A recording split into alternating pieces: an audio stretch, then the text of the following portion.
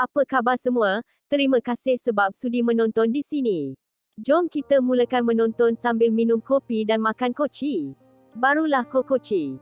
Bagi pasangan yang sudah menikah, kehadiran buah hati adalah yang sangat ditunggu-tunggu, maka tak heran jika banyak orang terlihat sangat bahagia saat mengumumkan kehamilannya. Sayangnya, terkadang ada beberapa masalah yang membuat seseorang mengalami keguguran pada kehamilan pertamanya.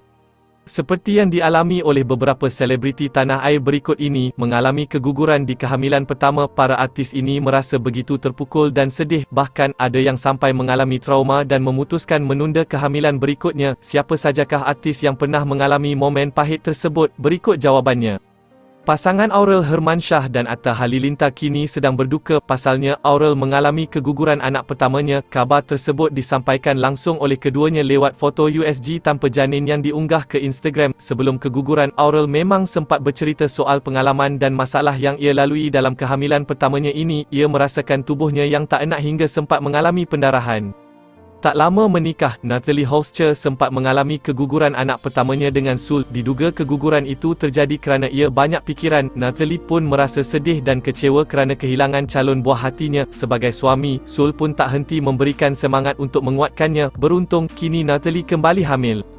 Sebelum dikurniakan anak laki-laki, Baim Wong dan Paula Verhoeven sempat berduka kerana kehilangan calon anaknya. Paula mengalami keguguran kerana kelelahan dalam perjalanan bulan madu. Saat itu, keduanya belum tahu kalau Paula hamil. Paula sempat merasa sedih dan hancur kerana kehilangan calon anak pertamanya. Namun, Baim tetap berusaha menguatkan sang isteri. Akhirnya pada Desember 2019, pasangan ini dikurniakan anak bernama Keanu Tiger Wong.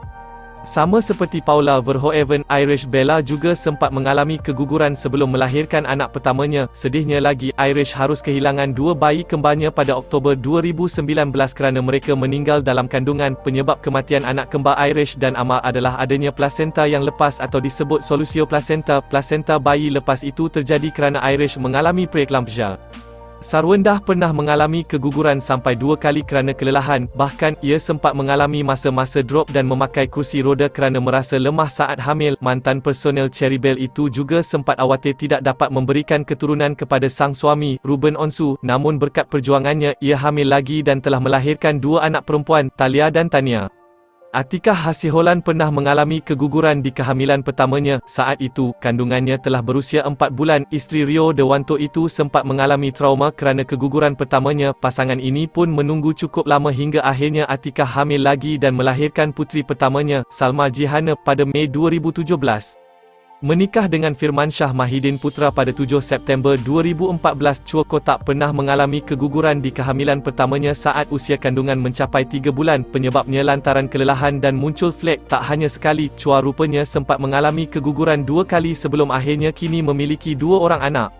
Andrea Dian menikah dengan Ganindra Bimo pada 2013 lalu. Sedihnya, Andrea pernah mengalami keguguran saat usia kandungannya 3 bulan. Penyebabnya kerana ia hamil ektopik atau janin berada di luar rahim. Bahkan, Andrea sempat mengalami pendarahan yang nyaris mengancam nyawanya kerana keguguran tersebut. Kini, keduanya sedang berjuang untuk memiliki cucu. Duka kehilangan calon buah hati juga turut dirasakan oleh pasangan Gilang Dirga dan Adizdi Versa. Tak hanya sekali, Adizdi bahkan pernah 3 kali mengalami keguguran, yakni di tahun 2017, 2018 dan 2020. Meski sangat sedih, tapi pasangan ini nyatanya saling menguatkan satu sama lain. Gilang dan Adizdi juga tak menyerah untuk mencuba program bayi tabung. Bella Shofie pernah mengandung calon anak kembar di kehamilan pertamanya. Namun sayang, isteri Daniel Regan ini keguguran di usia kehamilan 12 minggu. Hal itu sampai membuat Bella sangat terpukul dan sempat larut dalam kesedihannya. Ia akhirnya menjalani program bayi tabung dan melahirkan seorang putera bernama Danilo Prince Regan. Isteri Anang Hermansyah ini juga menempuh perjuangan panjang sebelum melahirkan buah hatinya, Arsh dan Arsha. Di awal pernikahan, Ashanti sempat hamil, tapi mengalami keguguran kerana kandungannya lemah. Sedihnya, penyanyi kelahiran 4 November 1984 ini sampai mengalami 3 kali keguguran, salah satunya kerana terjadi pengentalan darah dalam tubuhnya.